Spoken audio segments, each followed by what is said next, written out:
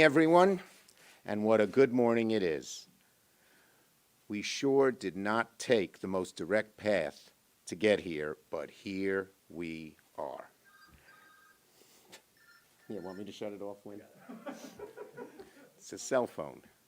So as I said, we sure didn't take the most direct path to be here, but we are now here. Here we are. And it feels like a brand new day.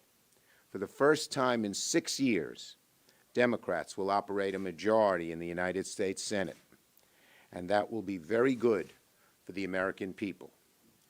America is experiencing one of the greatest crises we have ever had in our history, and the Senate Democratic majority is committed to delivering the bold change and help that Americans need and demand.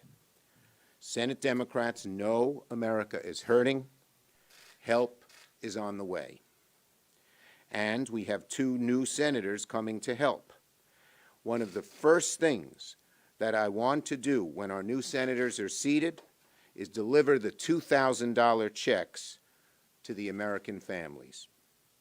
Senators Raphael Warnock and Jon Ossoff ran first-rate campaigns. They will be outstanding senators for Georgia. When Raphael Warnock was born, both of Georgia's senators were segregationists. Yesterday, Georgia just elected its first African American to the United States Senate in its history.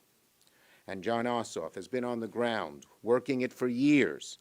He was never daunted, persistent, never gave up. I'm so proud of both their campaigns and so excited to welcome them to the United States Senate. Couldn't come at a better moment.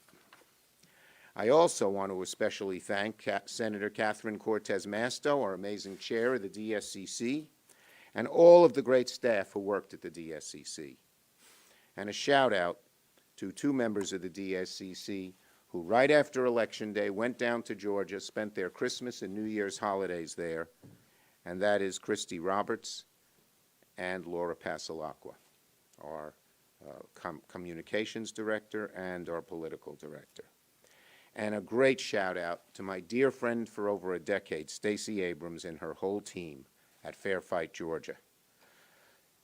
For 10 years, she and her team, and so many of the women's groups, black women's groups, worked and worked and worked to change Georgia. Stacey would be the first to tell you she didn't do it alone. So a huge thank you to the many organizations who have been working so hard for so many years just to get this moment. And of course, none of this would be possible without the hundreds of thousands of organizers and volunteers who put their time, sweat, and determination into this victory. Organizing during a pandemic is not easy, but you all found a way, and we say thank you. Now, I've already spoken to President Biden this morning, and I pledged to him that as Majority Leader, President Biden and Vice President-elect Harris will have a partner in me and my caucus who is ready, willing, and able to help achieve a forward-looking agenda and deliver bold change to the American people. For too long, much-needed help has been stalled or diluted by a Republican-led Senate and President Trump. That will change with a Democratic Senate, a Democratic House, and a Democratic President. One of the things I'm most excited about is that we have had so much talent in our Democratic caucus, and all that talent has been bottled up.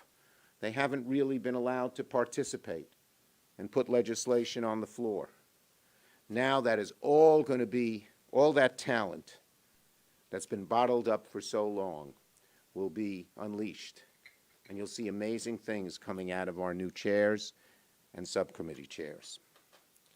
They'll be able to showcase their talents and accomplish great things. It excites me. And as a caucus, we will work every single day to reward the faith that the American people have placed in us. Thank you. I'm not going to take many questions because today's a very busy day, and you'll hear more from me on the floor later today, as well over the coming days and months and weeks and years. But I'll take a question or two. Yes? Leader Schumer, 2 quick questions. First, have you talked to Leader McConnell yet?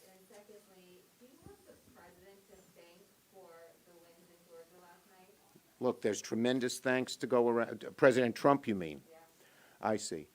Look, I mean, the number one credit I give to winning is our two candidates and their campaigns and the issues they campaigned on. They wanted to help the American people.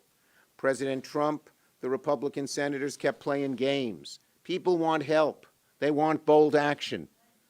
I think they realized that the two Democratic senators in Georgia would join a Democratic caucus that wanted to do it. Yes, thank you, Senator.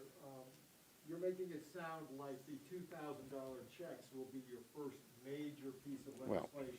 Will it be limited to just the checks? I'm not going to get into either prioritizing or details. I said what I said about the checks. It's one of the first things we want to do once our new senators are seated. They campaigned on it.